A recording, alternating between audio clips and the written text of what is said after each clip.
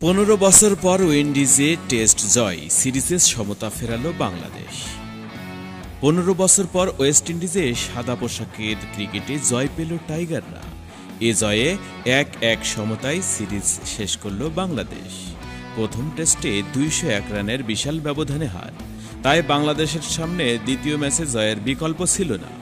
আন্টিগাতে প্রথম ম্যাচে না পারলেও জ্যামাইকায় কিংস্টন টেস্টে তাইজুল ইসলামের ঘূর্ণিতে ক্যারিবিয়ানদের 101 রানে হারিয়েছে লাল সবুজের প্রতিনিধিরা।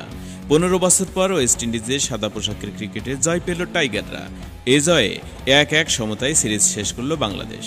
কিংস্টনের সাবাইনা পার্কে বাংলাদেশের বিপক্ষে টেস্ট জিততে হলে ইতিহাস গড়তে হতো ওয়েস্ট ইন্ডিজকে, কেননা এই মাঠে 212 রানের বেশি তাড়া করে জয়ের রেকর্ড নেই।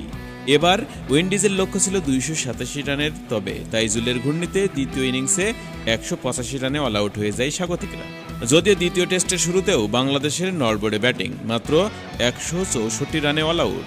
এমন পরিস্থিতিতে আরও একটি টেস্ট হারের সামনে দাঁড়িয়ে কিন্তু বাংলাদেশের বোলারদের কৃতিত্বে স্বাগতিক ওয়েস্ট ইন্ডিজকে 146 রানে অল আউট করে প্রথম ইনিংসেই 18 রানের লিড পেল বাংলাদেশ।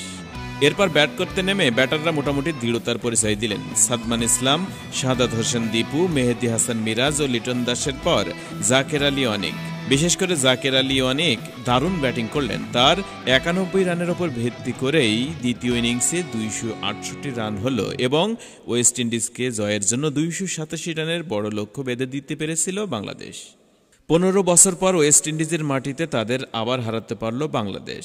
2009 সালে সর্বশেষ সাকিব আল হাসানের নেতৃত্বে ক্যারিবীয়দের মাটিতে টেস্ট জিতেছিল টাইগাররা। সব মিলিয়ে ওয়েস্ট ইন্ডিজকে 6 বছর পর হারালো বাংলাদেশ।